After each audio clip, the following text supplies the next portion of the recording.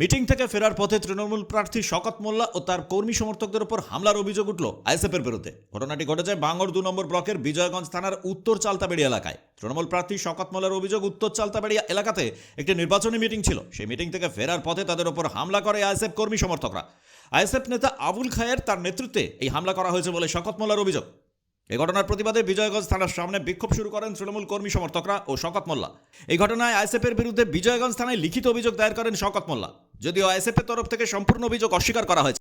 ছিল সেই মিটিং সেরে যখন আমরা ফিরছিলাম উত্তর চালতাবেড়িয়া, সেখানে আবুল খায়ের নেতৃত্বে আমাদের উপরে আরো কয়েকজন ছিল, তাদের উপর আমাদের উপরে অ্যাটাক করে।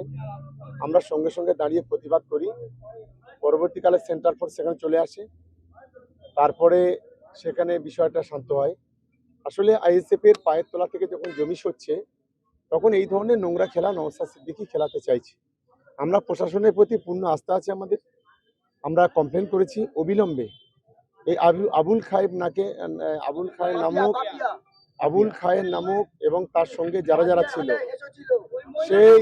সেই সমাজ বিরোধীকে অবিলম্বে গ্রেপ্তার করতে হবে এবং ওর সঙ্গে যারা যারা ছিল তাদেরকে গ্রেপ্তার করতে হবে। এটা হচ্ছে আমাদের থানায় আমরা আইনের প্রতি আমাদের পূর্ণ আস্থা আছে। আমরা আমাদের ছেলেদের বলেছি প্রশাসন আগে দেখুক, প্রশাসন যদি অ্যাকশন না নেয় পরবর্তীকালে আমরা নিজেরা বসে এটা পরবর্তী আলোচনা করব। যারা হামলা করেছে তারা কারা? আবুল খায়ের আইএসএফ আশ্রিত সমাজ বিরোধী, আইএসএফ এর যে পঞ্চায়েতের মেম্বার তার নেতৃত্বে এই ঘটনা ঘটেছে। ব্যুরো রিপোর্ট, পেপার কলম ডিজিটাল।